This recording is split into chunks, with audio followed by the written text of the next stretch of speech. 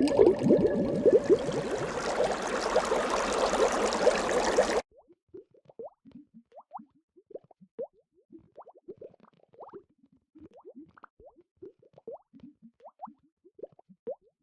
disabled tyrant's beloved pet fish. Transmigration. Chapter 100. Liu really didn't know how well the mission was progressing. On one hand, the bandits came suddenly. He even disregarded everything and ran out while in the middle of executing the mission. Although he did some basic disguise, if someone had discovered him, what was he supposed to do? But at that time, he really couldn't care about anything else. On the other hand, the system didn't give any notifications at all. According to Liu's experience, this signified that the task was still progressing, so it shouldn't have failed yet. The system had said before that if he failed a main mission, he would turn into fish bones and fish dust. Right now, he can freely change between a human fish and fish human, and he was perfectly fine. No news was the best news. Jingwang hung the protection talisman around Liu's neck again and then guarded him through the remaining few hours. Passing the time, Liu practically turned into an octopus and stuck closely to Jingwang's side. He had decided resolutely that even if someone said that the heavens were falling down, he still wouldn't fall for it. Because Jingwang's punishment towards him was only rubbing him on the head. It contrarily made him even more embarrassed of his action. If it weren't for him, Jingwang would have definitely eliminated the bandits in one scoop. He held Jingwang back there and made Jingwang worried. Liu more or less wanted to make up for it. "Oh right, Your Highness, don't forget to investigate that strategist." Liu eavesdropped plenty of information relating to the strategist from the bandits. Other than the masked face and unknown name, the fact that this strategist knew to use infants and a gold-colored swaddling bundle as bait, really made him stand out from the other bandits. Liu just felt like this person most likely came targeting him and Jingwang. Everyone in the West Frontier all knew that Jingwang recently had 4 sons. The gold-colored swaddling clothes was something that De Bao used specifically. Normal families wouldn't use this kind of color. If someone wanted to, they'd be able to find this out by asking around. The strategist must have made inquiries beforehand. Liu's suspicions weren't without reason. Jingwang also had the same thought. After this battle, the bandits were pretty much all exterminated. Jingwang ordered the guards to thoroughly interrogate the few living bandits that remained behind in the hideout, wanting to have them confess to the strategist's identity. This strategist gave him a strange feeling of familiarity. The white powder that was thrown at him.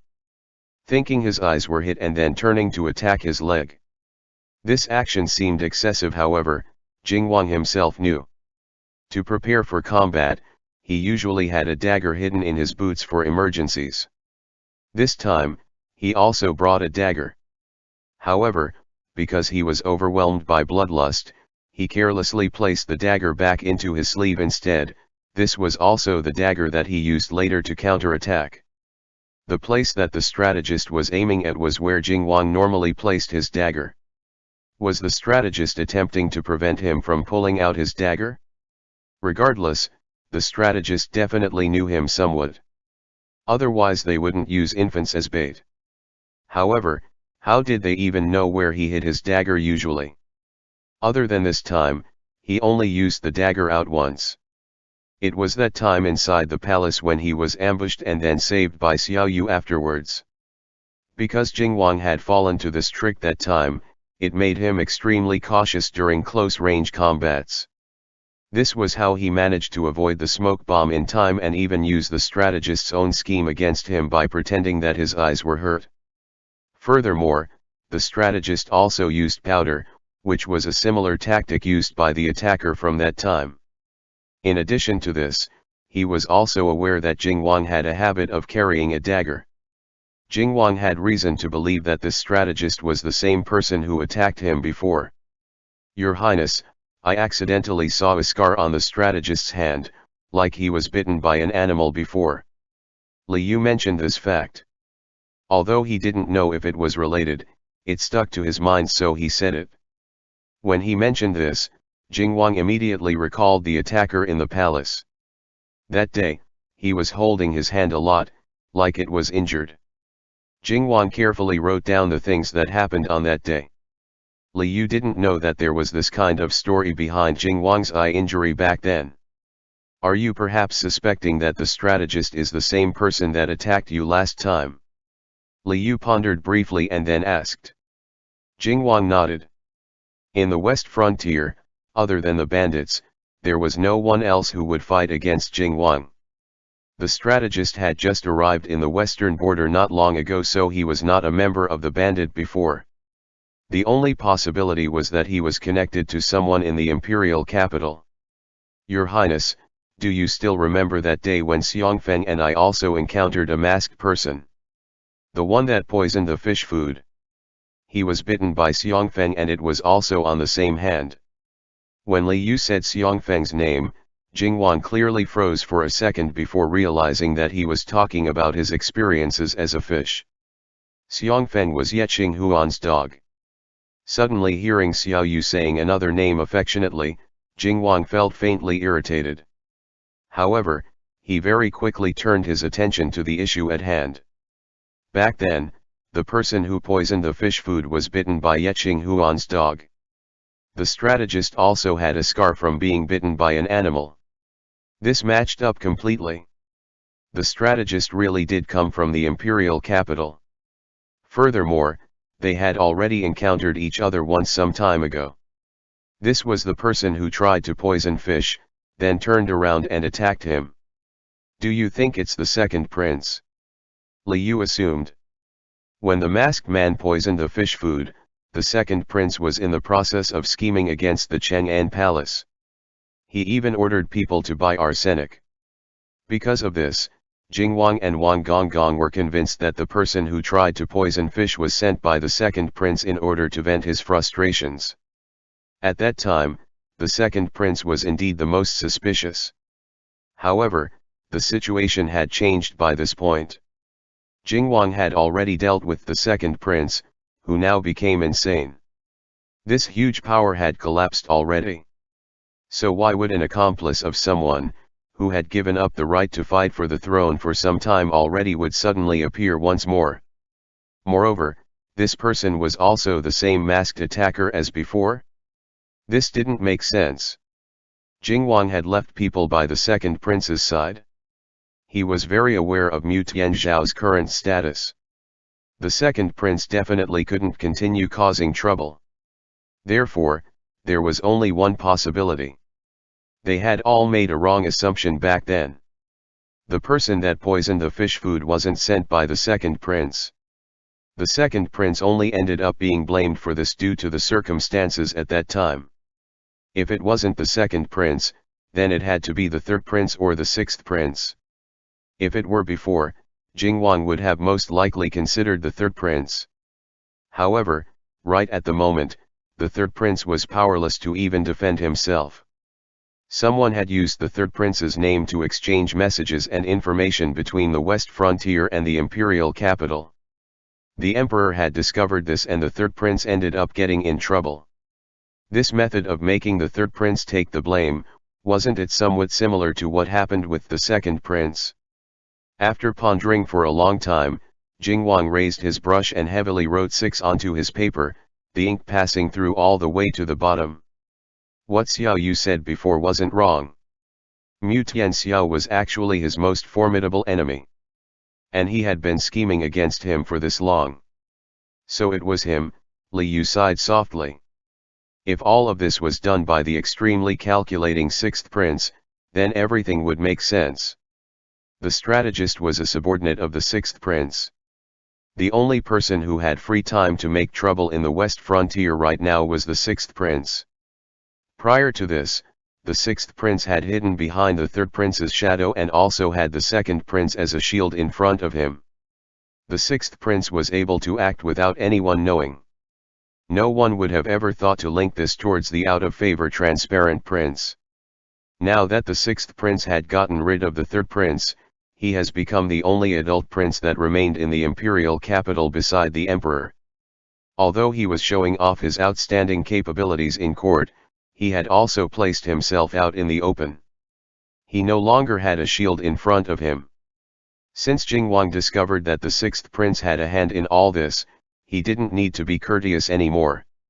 1 month later, the subordinate that remained behind in the Jing estate at the imperial capital received a secret letter from Wang Gonggong.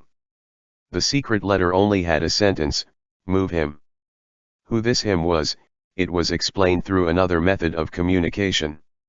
This was how the Jing estate passed along secret messages. These people were willing to risk life and limb for Jingwang originally. Now that they were left to guard the enormous estate by themselves, they were very bored. Since the master gave an order, they immediately jumped up like they were pumped full of blood and started working.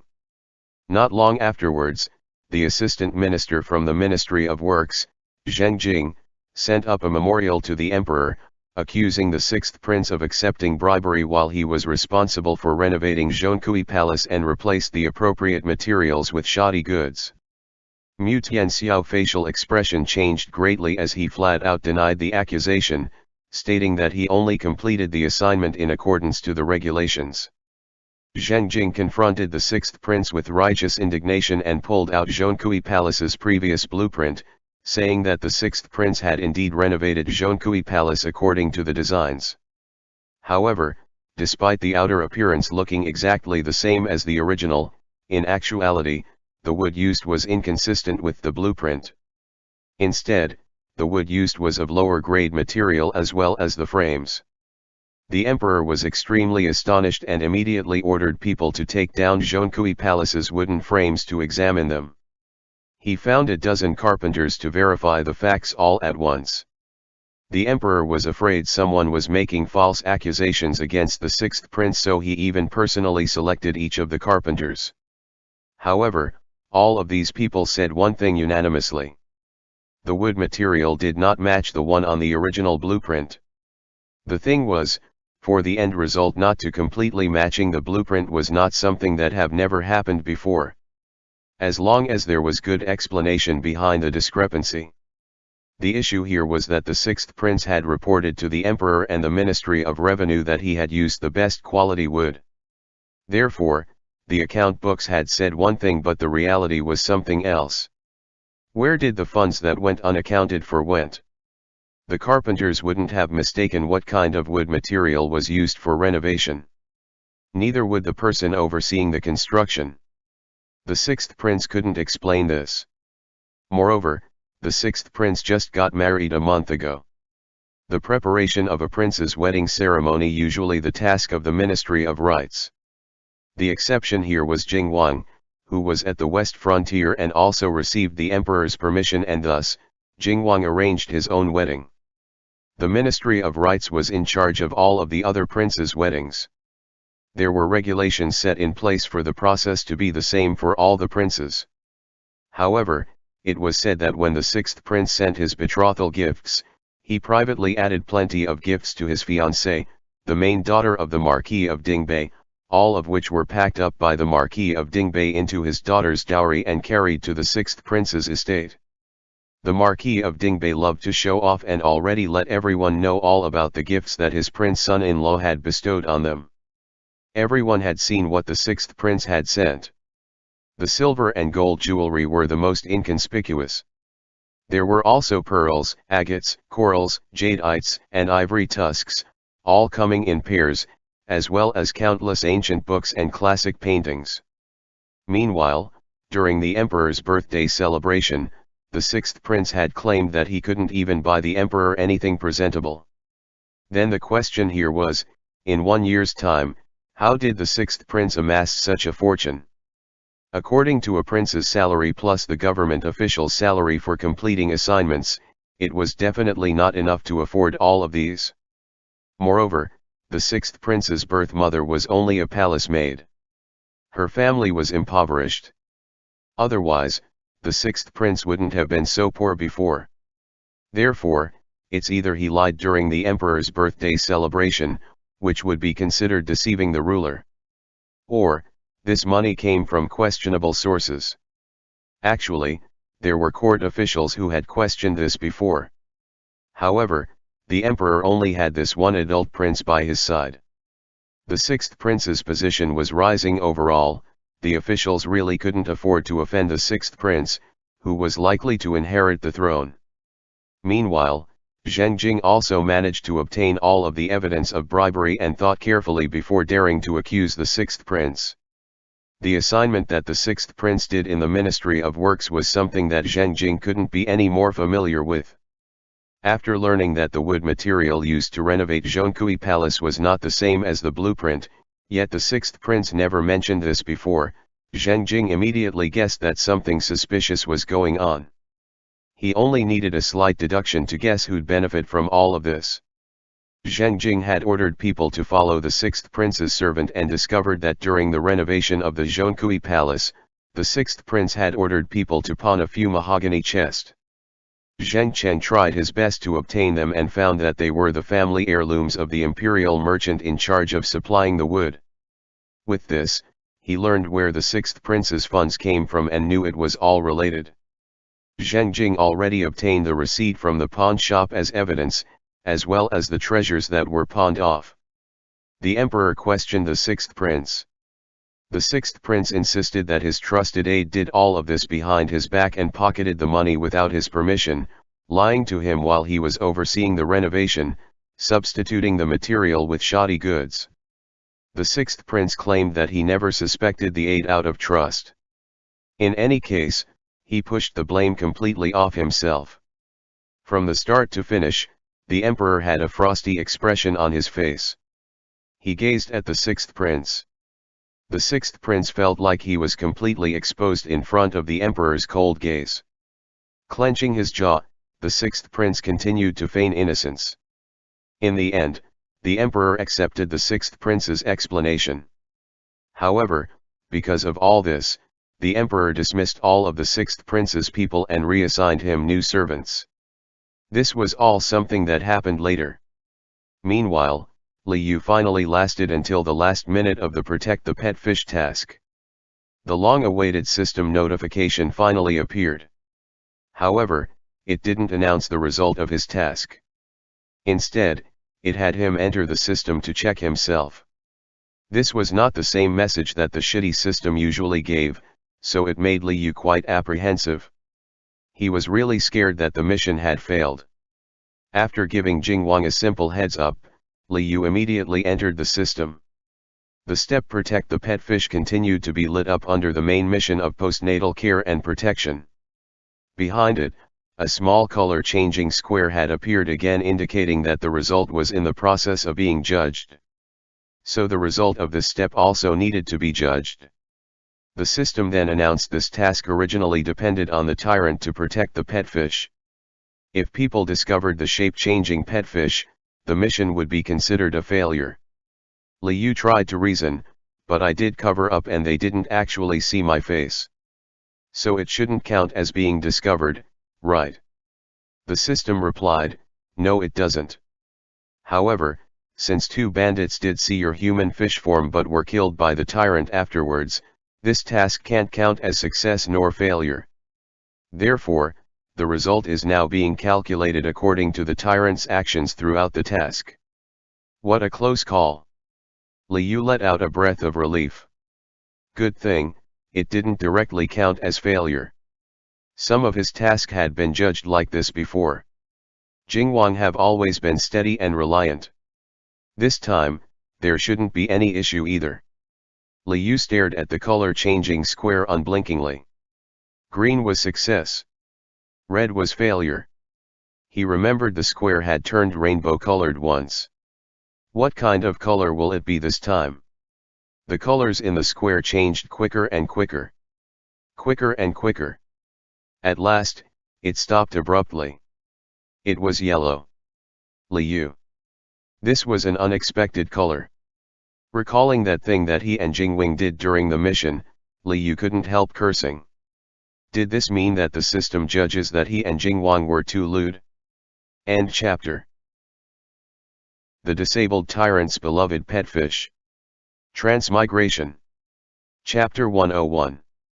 The system could hear Li Yu's inner voice and in the face of Li Yu's deranged thoughts, The system was speechless. Yellow means a partial pass. The system corrected promptly in order to prevent the host from imagining something crazier. Liu, huh? The system continued, although the tyrant acted drastically, it was determined that he did it to save the pet fish. The system can't deny that the tyrant is extremely protective of the pet fish. Therefore, the system only took into consideration this protectiveness to pass judgment. Liu. This was just like how in a test, Jingwang originally answered pretty well but then accidentally poured ink all over the top portion of the exam paper. Liu thought that the system would want them to redo the top portion, but unexpectedly, the system directly nulled the half that was covered with ink and only judged what's left. Jingwang was actually the person operating the system, wasn't he? Why else would it always open the back door for him? In any case, a partial pass was still a pass. The system said affirmatively, that's indeed the case.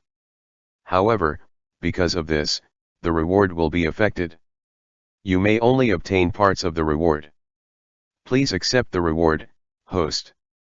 Protect the pet fish was the last step of the main mission, postnatal care and protection. The system had kept the details of the complete reward in the dark, only expressing that it was a mysterious big bundle. Originally, Liu was certain he would be able to fully turn back to being a human. However, now the reward didn't seem like what he had imagined. Could he ask what a partial reward means exactly? Did it only allow him to be restored into a half-human half-fish? Then he might as well continue being an entire fish. The system said comfortingly, please feel assured, host. Liu. With a sense of vigilance towards getting screwed over, Liu cautiously accepted the reward. A dazzling white light enveloped him. After the white light dissipated, 2 new transformation skills appeared next to his original jade scale that allowed him to transform. Liu schemed at the description briefly. These new transformation skills allowed him to change into a fish-human and human-fish separately. He specifically checked the duration of all of his transformation skills. The duration was increased as well. Now it has become 24 hours. In other words, an entire day. Every day, he can still only change once and he can cancel the transformation at any time. With the addition of the 2 new skills, this meant that the system had blessed him with the ability to change into a variety of forms. He can use them as needed and change back and forth. Although it wasn't completely reinstating his human form, he was able to change form every day, with the duration being a day each time. If nothing unexpected happened, actually this was pretty much the same as recovering his human form. As for the other forms, if he encountered danger, he could turn back into a fish to hide. If he had nowhere to use the other 2 forms, the fish-human and human-fish form, he'll just turn them into bedroom delights. The mermaid form felt quite different after all, and he was pretty interested in trying it again. Liu faintly felt like these new skills seemed a lot similar to what happened to him on the 3rd day of the task, where he was able to change back and forth between forms. However, during the mission, he changed accidentally, it was almost uncontrollable. These new skills required him to press on the jade scales properly before they could take effect. It was much more reliable than just transforming on a whim. Moreover, only Liu himself can use the skills. Even Jingwang, who could see the scales, could only touch them but could not actually activate the effect. Therefore, to other people, this was only some markings on his body. The 2 new skills, as well as the extension of the transformation abilities, was the first part of the mysterious reward bundle. The reward bundle also set up a second reward with a cute fish-shaped symbol. After Liu received it, he found out that the system had added a fish baby status which he could check out along with the status of the main mission and the side quest. What was this for? Was this related to the children? Liu asked curiously. Although after the fish babies hatched, they formed a party with Liu, Liu didn't actually notice any benefits of being in a party. He was able to see the fish babies as some simple fish symbols over here. Liu had suspected that this was only decoration for some time. Now that the fish baby status had been activated, the system invited him to examine this option. What expanded under this option were the symbols for the 4 fish babies. Mumbling for a moment, Liu picked De Bao's gold-colored symbol and clicked it. A transparent screen jumped out inside the system. Inside the screen was the view of De Bao currently sleeping. Next to him was Wang Gonggong, who was gently placing a blanket over De Bao. Was this? Liu felt his little heart throb non-stop. Then he delightedly picked the symbol for Sibao. The fish babies often did the same things together. De Bao was sleeping. Sibao naturally was sleeping as well. However, Sibao was sleeping on Yeching Huan's stomach. On his left and right side laid Airbao and Sanbao. The 3 babies and Yeching Huan were all sleeping. Sibao was sound asleep, smacking his lips in his sleep. Perhaps thinking he was still a fish as he blew out a bubble. Liu examined each fish baby and was reluctant to look away. In the meantime, the system explained to him, "Host, you can check up on the status of each baby fish here. This can only be used when you're in a party. You can use it on each baby fish 3 times per day." Liu was so excited that his eyes lit up. Wasn't this the system version of a monitor? And it was the kind specifically used to monitor the fish babies. The main reason why he originally fell for the bandit's stupid trick was because he couldn't be certain of the fish baby's safety and panicked. Ultimately, it was because verbal communication system of ancient times was not convenient. If this was like the modern world that he once lived in, with a much more advanced and developed communication system, he could have casually used a cell phone to confirm the safety of his babies. How else could the villains tricked him back then? Although the system didn't reward him with a cell phone, to allow him to look at the current status of the fish babies, even if it was only 3 times per day, this was the best reward to a fish dad who was always concerned about his fish babies. System, thank you very much. Liu expressed his gratitude internally. However, the system was not affected at all. Host, the main mission of postnatal care and protection has been completed. This was originally the last main mission. However, because only a portion of this was completed, it does not meet the requirement of closing the main missions. The system has already decided to add another main mission to make up for this deficiency. The portion of the reward that you have not received yet will be given after completing this new main mission. Liu. He really wanted to take back the thanks that he gave. He thought that after finishing the last mission, he would be able to completely turn back to human and also completely free himself from the system. Yet in the end, he still had to continue doing more cute pet tasks. System, no matter what, host will always be host. This is definitely the very last mission. After completing this mission, no more main missions will be released. Host can still choose to complete the side quests as they activated. There's no consequences to failing the side quest. This sounded pretty good actually. The reason Liu wanted to be free of the system was because he didn't want to be forced to do missions all day and worry constantly about failing the mission. If his future tasks were all casual and up to him, then he didn't mind if the system stayed or not. He was also used to having a system talking to him and blessing him with all sorts of bizarre gold fingers by now. Liu said mischievously, "Since there's still a main mission left, then hurry up and finish your judging. Don't delay me from doing tasks and obtaining the reward." System. "Oh yes, one more thing," Liu stammered, "when His Highness and I are doing that thing, can system also see it?" When Liu wasn't insane out of worry, he was actually pretty smart despite his uptight mental state. He finally recalled this issue. What was privacy to the system that could see everything? The system was only a system. Liu wasn't actually worried about being embarrassed. Instead he was wondering about the secrets that the system had stored regarding Jingwang. Would they one day become some spicy little videos in the future? Then should he choose to look at them or choose to look at them? Yes or yes? System. System had nothing to say to that and kicked out this host, whose thoughts had derailed 1,000 miles away. Liu woke up full of vigor. Every time he entered the system, his body would lose consciousness and awareness momentarily. This time, he entered in mermaid form.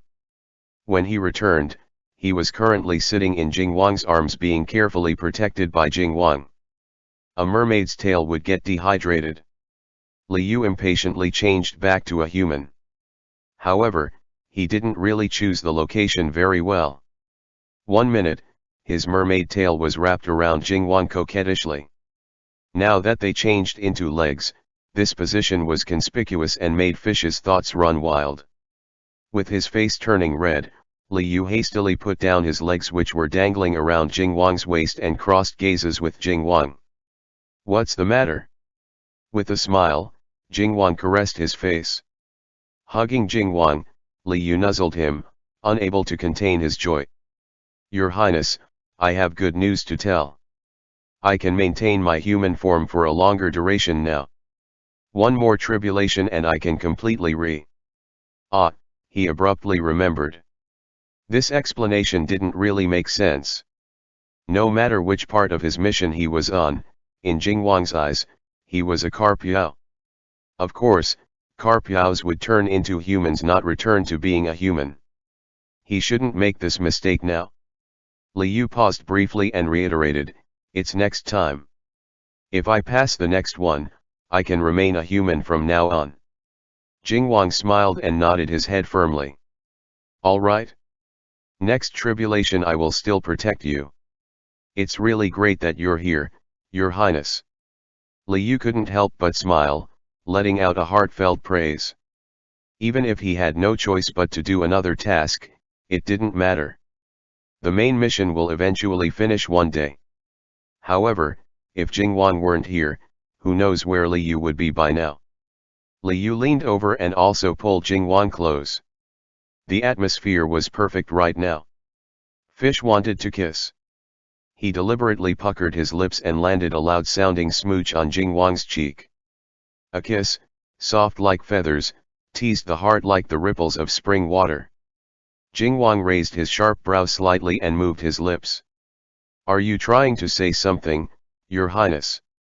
Liu asked, noticing that Jingwang's expression wasn't quite the same as usual. Jingwang glanced at him quickly and then hesitatingly pulled out a paper note. Liu. He was only guessing randomly, but he was actually right. Liu accepted the note. He was curious to see what Jingwang wrote, but what he read was only Jingwang's name, Tianqi. Liu. "I know this, Your Highness." Why would His Highness make him read this? Seeing that he still didn't understand, Jingwang simply held Liu's rosy lips when he said Your Highness and lightly bit down once. Getting bullied once for some unknown reason, Liu opened his mouth in confusion and said again, Your Highness. Jingwang didn't let him finish speaking before leaning over again. Liu got bitten again. Liu, Your High. Jingwang hugged him and bit down again. Liu. Liu didn't dare to speak anymore. He blinked several times. Could it be that he wasn't allowed to say Your Highness? If he said it, he'd get kissed? Jingwang saw that Liu finally understood and handed the note with his name to Liu once again. Liu suddenly realized. Your High, no, no. Do you want me to call you by your name? Jingwang. Jingwang nodded his head with a very serious expression. Finally got it? Tears rolled down Liu's face. So Jingwang wanted him to say his name. They were already husband and husband after all. Yet Liu was still going Your Highness this and Your Highness that. It somewhat sounded distant. Jingwang didn't want to be distant with him at all. Then I'm going to say it. Tianqi. Liu smiled bashfully. Jingwang's name was very meaningful. After saying it once, he couldn't help but say it again. Tianqi. Jingwang acknowledged it, revealing a faint smile on his face. He went to grab Liu's hands. Such a small thing, why not write it out directly? Because he wanted to let Xiaoyu discover it himself, instead of being something that he requested. Xiaoyu was even calling Xiongfeng's name directly, why not his? End chapter. The disabled tyrant's beloved pet fish. Transmigration. Chapter 102. The system still haven't released the last main mission, so you didn't need to rush around for the sake of completing task. The Jing estate was managed well and orderly by Wang Shi. As the princess consort, Liu didn't actually need to work too hard. He only needed to take care of the children every day and occasionally give suggestions to Jing Wang. From this point of view, his life continued the way he liked and didn't actually change because he gained the title of princess consort. This was the first time he experienced this kind of life. It was also a life created from Jing Wang's pampering. Jing Wang often listened and obeyed all of his words. Opening the Quanzhou duck restaurant, for example, was all because Liu mentioned he wanted to eat ducks once. Currently, the restaurant had already become a specialty food shop known far and wide. Even the heir of Cheng and Gong, who came from the distant imperial capital, praised it to high heavens. The days passed extremely quickly. Under Jing Wang's effort, the destructive locust plague, which was one of the West Frontier's huge calamities, was eradicated. The other big calamity, the bandits, had either all died or were injured and can no longer cause any waves. The current state of the West Frontier was stable. Even the nearby chaos at the borders had decreased by a lot. In a blink of an eye, the little fish babies have reached the 100th day of their birth. Jing Wang held a grand celebration for them, like the wedding, with a huge feast and invited many guests for the excitement. After the 100th day celebration, Ye Qinghuan came to say his farewells. Ye Shizi's trip this time was done on behalf of the Chang'an Palace and as an officially approved absence by the emperor himself.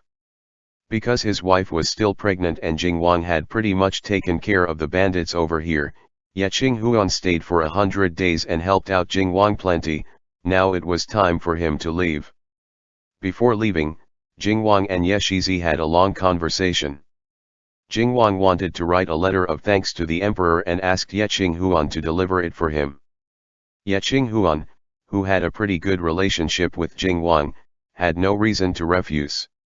While Jing Wang was writing the letter, Liu and Wang Shi came over to visit him, each holding 2 babies.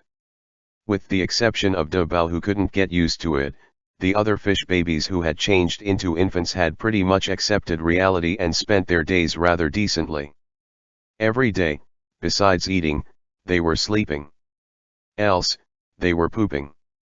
De Bao, who was focused wholeheartedly on growing up, felt like he was about to become numb. No matter how unhappy he was, he could only cry. If he cried a lot, Fish Dad was going to start feeding him milk again. De Bao hated drinking milk right from the start and really missed the sweet, fragrant peach blossom cookies very much. However, he heard the wet nurse say that little infants needed to drink milk for 6 entire months before they would be able to eat other things. De Bao finished counting his fingers and also finished counting his toes and still didn't manage to count to 6 months. He only felt like the days to the peach blossom cookies were moving further and further away from him. No matter how he pondered, he couldn't figure it out and couldn't understand why his little brothers would accept this so easily. Especially Sibao, that fish, never seemed to have any worries at all. De Bao was right by Sibao's side. Sibao, who was being carried together with him by Fish Dad, was currently eating his hand enthusiastically. De Bao was really very envious. The instincts of an infant made him really want to raise his fat chubby fingers and stuff them in his mouth as well. No, no, no, De Bao told himself non-stop. He was a smart and sensible older brother fish. He can't eat his hand like his little brother. But his mouth really had such a craving. He really wanted to eat his hand. The most proper infant in history, De Bao, held himself back until tears almost started rolling down his face. Sibao was eating his hand quite happily when he discovered that De Bao had been looking at him for quite a while. The simple Sibao gave his big brother a warm smile. And with a loud smooch, he smeared his big brother's face full of saliva, then continued to bite his hands. Debao. Debao wanted to cry. He thought, Sibao's saliva is so dirty, but why did he want to smear back as well? Carrying this pair of brothers, Liu secretly watched them for a long time and couldn't resist laughing out loud. Seeing Jingwang writing a letter from the corner of his eyes, Liu had a brilliant idea. Debao, Airbao, Sanbao, Sibao, why don't you boys also write a letter to Grandpa? The fish babies didn't know what an emperor was. In front of them, Liu simply called the emperor Grandpa. In any case, he was indeed their grandfather. Debao hurriedly nodded and was extremely excited. After so long, Daddy finally asked him something other than drinking milk. Sibao was confused. He didn't know what writing a letter meant yet. However, Sibao liked Fish Dad, so he did whatever Fish Dad wanted him to do. Therefore, Sibao also nodded his head following Debao's example. Tianqi, is that all right? Liu asked, tugging on Jingwang's sleeve. Recently, Jingwang really loved listening to Xiaoyu saying his name. With a smile, he moved over and made space. Liu placed the two babies on the table. The other two babies in Wang Shi's arms also started saying ah, ah, and reached out their hands, wanting to be together. The high-quality paper that was originally spread on the table were all wrinkled under the babies' little bodies. The owner of the paper, Jingwang, wasn't concerned at all. Unfortunately, the children probably shouldn't touch the ink that was usually used together with the writing paper. However, Jingwang was very resourceful. He ordered the kitchen to make some harmless dark-colored juices and bring it over. Liu asked the wet nurse, and after obtaining the wet nurse's approval, he applied a bit of the juices on the baby's hands. He had heard that the emperor would often ask about the children. Therefore, Liu felt that the emperor should appreciate receiving something made by the children. Furthermore, the emperor had given all of the babies their own nobility status already. The babies weren't even a year old, yet they were already receiving official salaries and no longer needed to worry about food or clothes for the rest of their lives. They should be thanking the emperor for this. Rather than trying to send gifts in the children's name, why not let these babies write letters along with their father? This seemed like a pretty good idea. The babies were placed together. First, they exchanged ah left and right and greeted each other. Hands all covered with plenty of ink juice, they were placed on top of the writing paper. Therefore, there was no need for any explanations, the babies all set into motion. When Debao was a little tiny fish, he saw plenty of words with Fish Dad. Debao recalled carefully and felt like he should be able to write the character for big. Debao used his finger and earnestly started to smear big. Airbao and Sanbao didn't know what they were supposed to do. Seeing Debao moving first, Airbao and Sanbao followed their older brother and also started to write big. Debao was instantly rejected it. Ah. Not allowed. This character was for Debao's only. His little brothers didn't have it, so they can't write it. Debao used both his arms and legs to carelessly write a 2 and 3 and pushed them to his little brothers. Airbao and Sanbao looked at the characters left and right but didn't really like them very much. They still thought that their big brother's big looked much better. Ah, want big brother's character. Airbao widened his round glass-like eyes. Sanbao reached out his chubby fingers. They started to babble in unison. Liu almost couldn't breathe from laughing. He turned Debao, Airbao, and Sanbao's back against each other and let them focus on their own work. What kind of letters could infants write at this age? At most they would only be leaving a handprint. Liu then looked at Sibao. Sibao actually started getting sleepy as soon as he saw the writing paper. In this short amount of time, he had already fallen asleep peacefully on the paper with his little butt up in the air. Liu. Who did this fish baby take after exactly? In the end, Debao wrote the big character from his memory. Airbao and Sanbao each made a handprint. Sibao was all fuzzy from sleep and got juice on his face. He accidentally imprinted half his face for Grandpa. Liu carefully blew dry the baby's letters, folded them neatly and then handed them over to Jingwang. The emperor wouldn't be angry at these, right? Liu asked with concern. Jingwang laughed and shook his head. This fish. This was his idea, and the one feeling apprehensive afterwards was also him. Jingwang placed the children's letters and his message of gratitude together into a huge envelope and handed it to Xuěshān. Ye, who was given the heavy responsibility. This letter completely refreshed Xuěshān's understanding of Jingwang. Why would Jingwang's message of thanks to the emperor be this thick? Before, he felt that Jingwang had a cold personality and disdained currying favor with the emperor. Who would have expected that when this person wrote, he would write so much? Clearly, he was a chatterbox just like Wang Gonggong. Liu prepared some gifts for the princess of Jinju and also asked Xuěshān to deliver them. The princess was pregnant. He and Jingwang were far away in the west frontier. When Xuěshān's child was born, they probably won't be able to go congratulate them in person. Liu wanted to send some gifts to the princess and the child ahead of time. He took the little gold bracelets that Debao and the other children wore before, asked a craftsman to melt them and used the material to make 2 lockets of peace. The Chang'an palace shouldn't be lacking in things for the baby to wear. However, Liu heard Auntie Su said before that items worn by little children would gain a bit of luck. Liu felt that his 4 babies were all safe and sound, healthy and vigorous. Altogether, they were 4 lucky stars. To a pregnant woman, there was nothing more important than for both the mother and child to be safe and sound.